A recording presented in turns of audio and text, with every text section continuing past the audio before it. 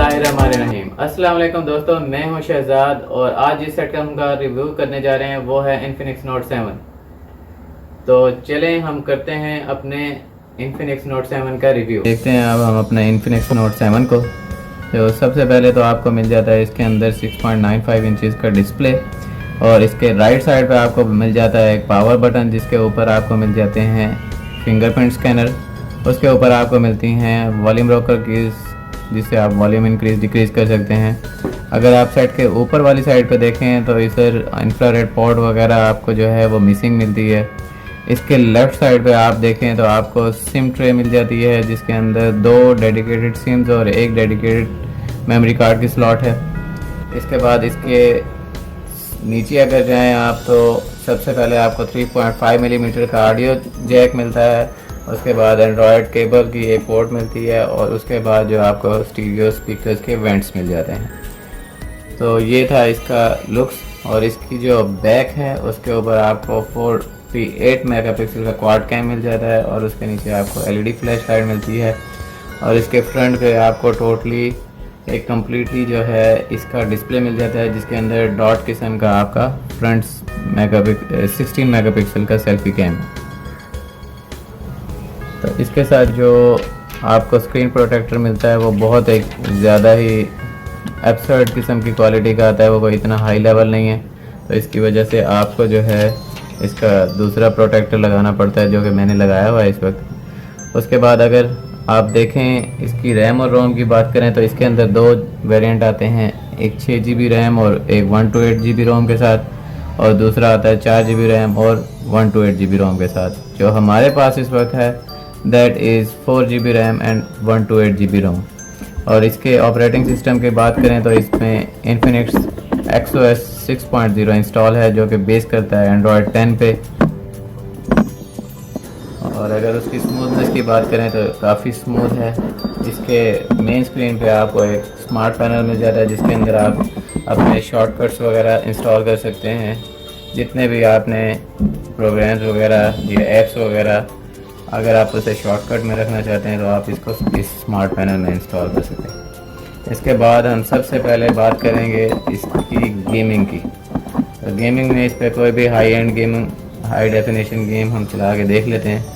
उसमें सबसे पहले नंबर पे जो इस मोबाइल में इंस्टॉल है दैट इज़ एसफॉल्ट 9।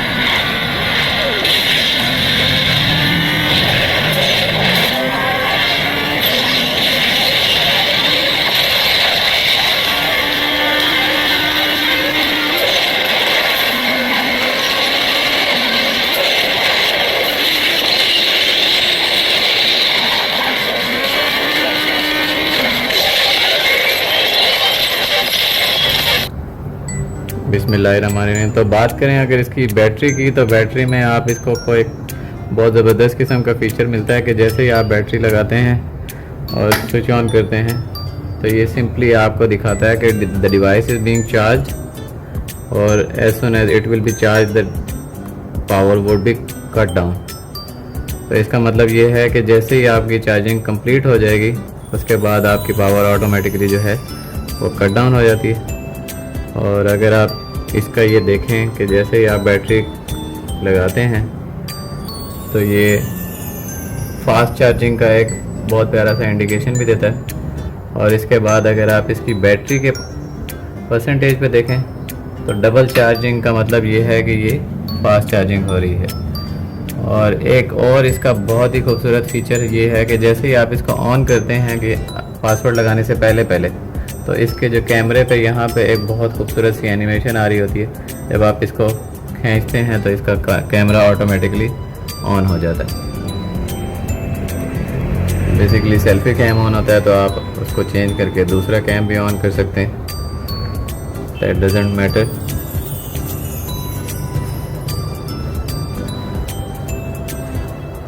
और इसकी नोटिफिकेशन लाइट का थोड़ा सा एक इशू है कि वो इतनी ज़्यादा टॉप पे है और इतनी ज़्यादा छोटी है कि वो आपको बहुत दफ़ा ब्रॉड डे लाइट में नज़र नहीं आती। तो अगर आप उसे लाइट्स ऑफ करके देखें तो आपको वाज़ेह नज़र आती है, लेकिन उसका जो है बहुत ज़्यादा रोशनी में वो आपको इतनी ज़्यादा विजिबल नहीं होती। तो ये इसकी नोटिफिकेशन लाइट है।